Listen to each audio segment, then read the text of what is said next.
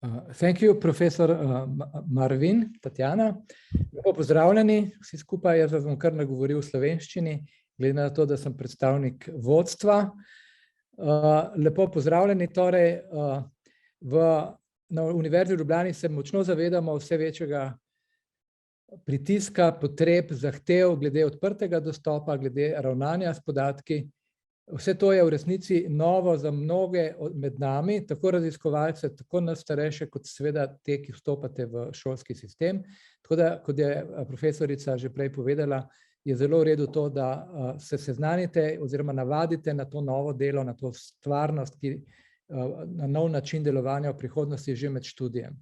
Tako da, glede na to, kar je bilo povedano, pravzaprav bi težko zdaj v uvodnem delu kaj dodal.